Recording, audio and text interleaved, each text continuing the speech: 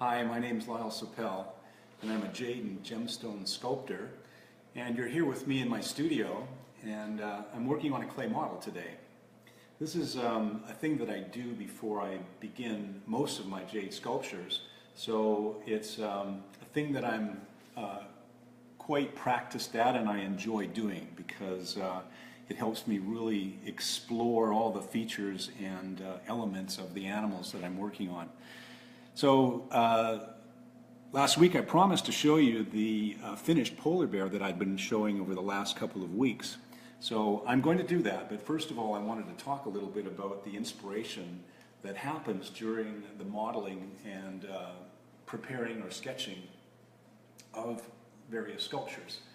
So in this case I've chosen a bear to create, and I really love bears. I do a lot of them, and I enjoy them because they have a character that's really close to humans. I think if you can really get into their expression, you can really see how they are very much have the same kind of mannerisms and characteristics as humans do in some animated ways.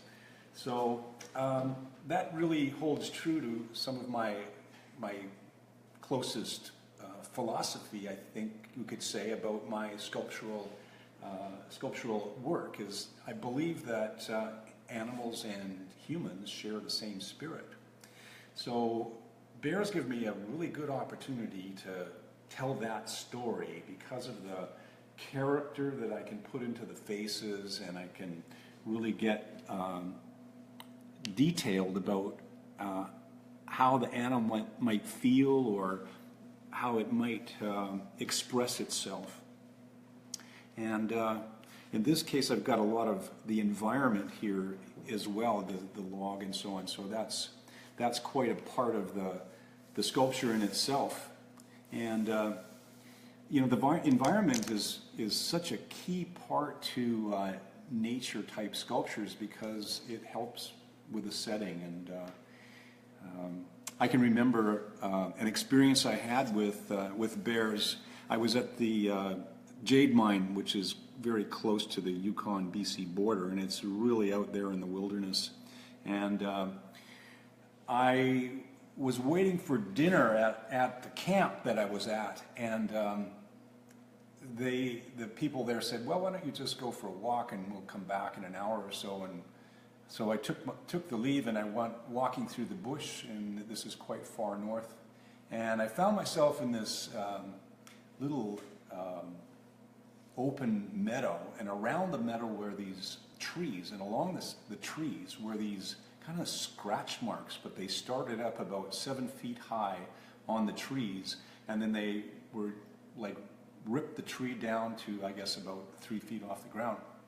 And I noticed that in one tree, and then I looked around and I could see that scratch mark all the way around this meadow and on every tree.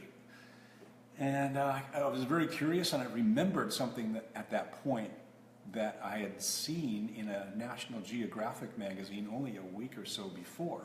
And I remembered that that's how grizzlies mark their territories.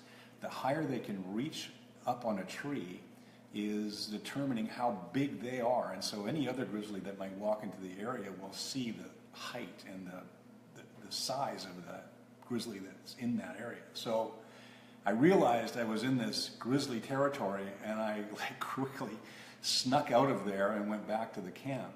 So that really stuck with me, and I always felt like, okay, the environment is so important to the animals that I work with, and especially bears, that it's important to show it in some way. And I think when you really look at all my pieces, there's that element of design that shows the environment, and it adds really a great deal to the story of what this is.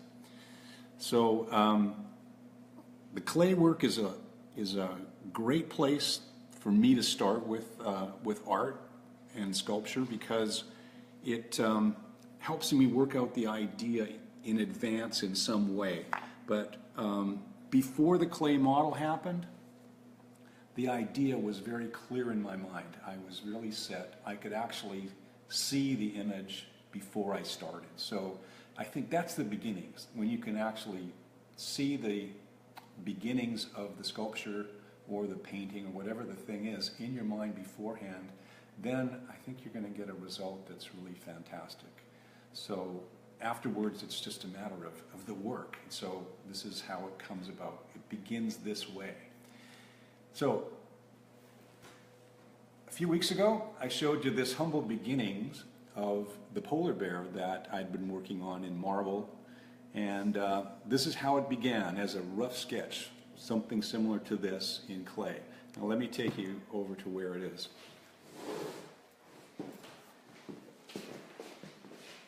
So just for fun, we've draped it, and I wanted to show you it as a surprise.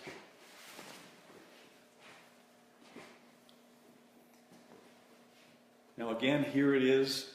The bear is in its environment, and that was really important to me with the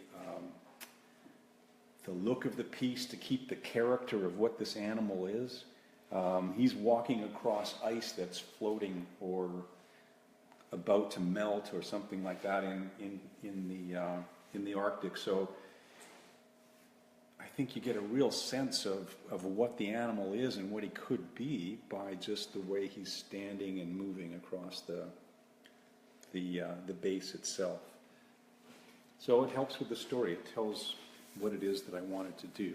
So you can see that it's got a nice texture, and I showed you last week how I did that, but I've actually polished that, gone into quite a bit of the finishing aspect of it, and I'm really happy with the way that looks, because it gives a nice little shine to the surface and gives a little matte contrast underneath the high spots.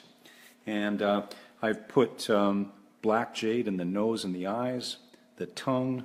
I've used white jade for the teeth, and again black jade for the claws, and quartz crystal for the ice, and black jade for the overall base that it sets on. And this is all one piece. It's all one sculpture glued together. So you can take a look at this side as well.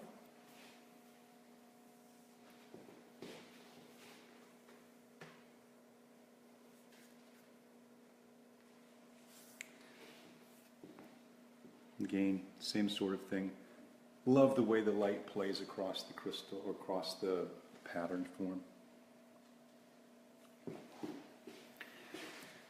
Okay, well, that's the piece finished. So thanks for joining me today, and I look forward to sharing again with you next week. Bye for now.